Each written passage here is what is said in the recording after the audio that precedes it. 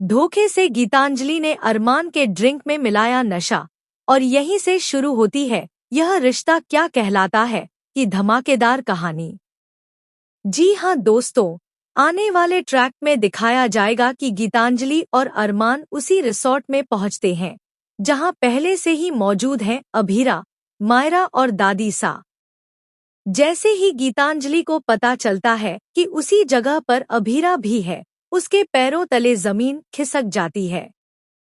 उसे गुस्सा आता है कि आखिर वह अरमान के साथ उस रिसोर्ट में क्यों आई जहां उसकी सबसे बड़ी दुश्मन मौजूद है। लेकिन अरमान की खुशी का ठिकाना नहीं रहता, क्योंकि वो तो वैसे ही बेचैन था अभीरा से मिलने को। जैसे ही उसे मौके मिलते हैं वह बार बार अभीरा का ख्याल रखता नजर आता है।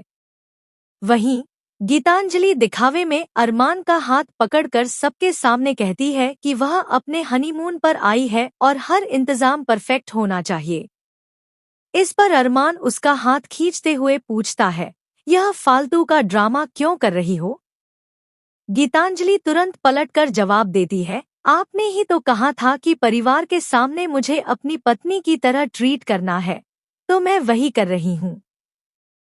यहाँ से गीतांजलि का खतरनाक इरादा साफ हो जाता है।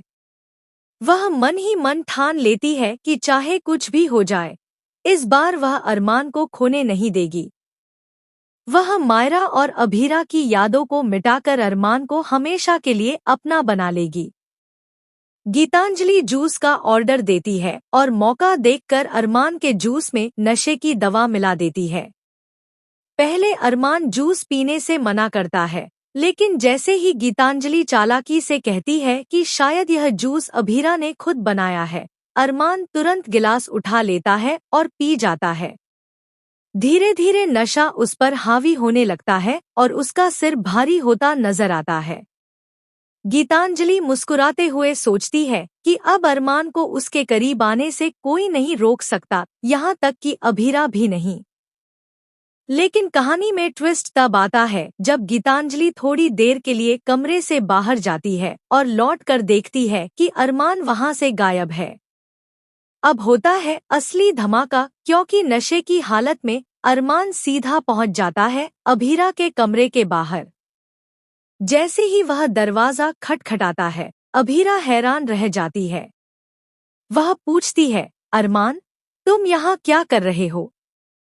उसी वक्त अरमान अपने दिल की सारी बातें नशे की हालत में उगल देता है। वह कहता है, अभीरा, मैं तुमसे दूर नहीं रह सकता। तुम्हें नहीं पता, तुम्हारे बिना मैं अधूरा हूँ। मैंने गीतांजलि से शादी सिर्फ मजबूरी में की थी, वरना वह तुम्हें और मायरा को हमेशा के लिए दूर कर देती और अपनी जान दे देती। लेकिन सच्चाई ये है कि मैं आज भी सिर्फ तुमसे प्यार करता हूँ। मैं किसी और का हो ही नहीं सकता। यह सीन दर्शकों के लिए रोमांच को दोगुना कर देता है। अरमान खुलेआम कबूल करता है कि वह और गीतांजलि सिर्फ पति पत्नी का दिखावा कर रहे हैं।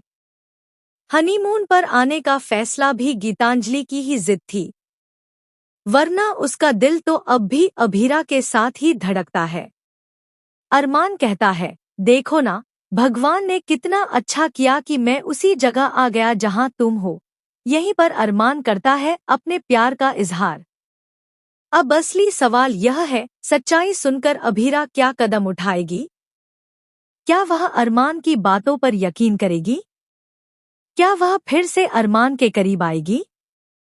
या गीतांजलि की चालें दोनों को और दूर कर देंगी? कहानी में अब आने वाला है जबरदस्त हाई वोल्टेज ड्रामा, जहां रिश्तों की कसौटी होगी, धोखों की परतें खुलेंगी और सच्चाई सामने आएगी।